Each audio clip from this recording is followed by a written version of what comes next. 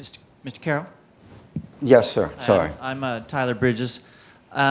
My question is kind of going back to process. It's an issue that I always struggle with myself is, do you have any specific techniques that you use to get people to open up to you so they will tell you what you hope is the truth? And then once you have that information and you've talked about befriending these people and liking them, and do you struggle within yourself knowing that you may put information out there that will make Johnson look bad or it may hurt them? Well, I never talk to people off the record about the books. They know They know what they're telling me is for the books. I certainly, a lot of them don't like what I print, or didn't. They've all, it's very interesting, they've all, as I say, with this one single, I think everybody now, before they died, are completely cooperative, want to be part of these books and are very helpful. I always remind them, if I feel that what they're saying to me is for a book. I don't know that I have any techniques except the thing I learned as a reporter. Well, the two things. Well, one is so obvious. I never interview by telephone. I remember when I was a reporter, sometimes you have to because you're on a deadline, you have the headset on and you're just in. But if you can, you want to see their faces because you learn so much from people's faces. I always try to type the interview. I don't tape anything. I take notes on every interview.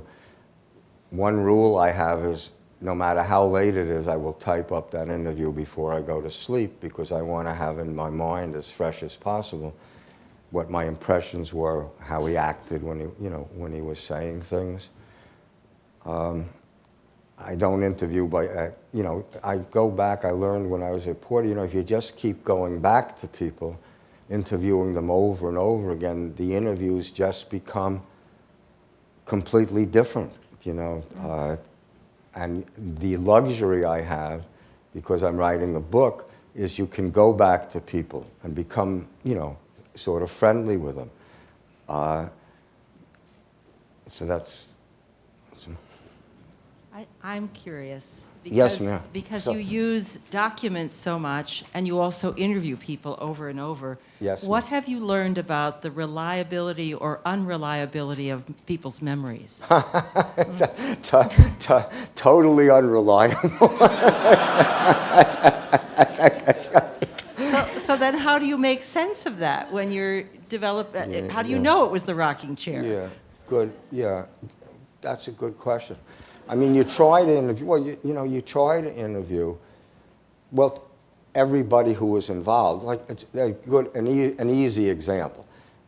The real decisions on Vietnam when Lyndon Johnson was president were made not in the cabinet or in National Security Council, but in something that Johnson called the Tuesday cabinet, which is every Tuesday at 1 o'clock he had lunch upstairs in the family dining room with just 4 people usually. McNamara sat on his right, and next to him was McGeorge Bundy, and Johnson fired him, Walt Rostow. The left was Dean Rusk. Then there was Earl Wheeler. So this isn't a good example because these people really were dead, and I couldn't do this. But whenever there's a room with 4 people, and what you would say, you interview all of them.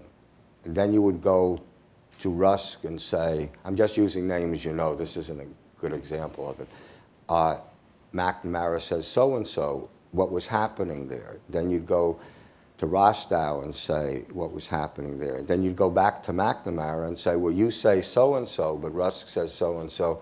If you do that enough, like in the Senate, if you're trying to see what happened in the Senate in a committee, when I was doing that, they were all alive, the senators, the last of the senators. If you just make people go back and forth, even if there's no written record, it helps. And there's often a written record. If you combine them all, and there's still a lot of things you're not sure of, and you say, but the only way of dealing with that is to try to keep looking for more records to show stuff, or interviewing the people over. Like if you're talking about Carl Hayden, so those of you who read Master of the Senate, so Hayden was a really crucial figure, you know. There's nothing in, you know, you say, well, where can I find out stuff about Hayden, you know? And you go to, you know, he has a collection of papers, and you look through them, and they're not really terribly valuable. But you say he was chairman of the Rules Committee, you know, so you go to the Senate historian, and you say, you know, were there hearings of the Rules Committee? He says, yeah, but they've never been published, you know, so then it's your job to try and get to see them. So, you know, that these people, when the senators are on those hearings, they think nothing they say is ever going to be public. So you get a lot from that. And then you say, well, Hayden had administrative aides. He had this aide and that, and legislative aides. So you're really, there are a lot of people, or there used to be a lot of people, as Ann says, they're mostly dead, that you just try and go back over and over the same stories. I mean, Johnson was, you know, his key man in Texas was a name that no one even knew. His name was Edward V. Clark. In Texas, they knew him. He was known as the secret boss of Texas for like, I'm answering this. This is why my books take too long. I'm sorry.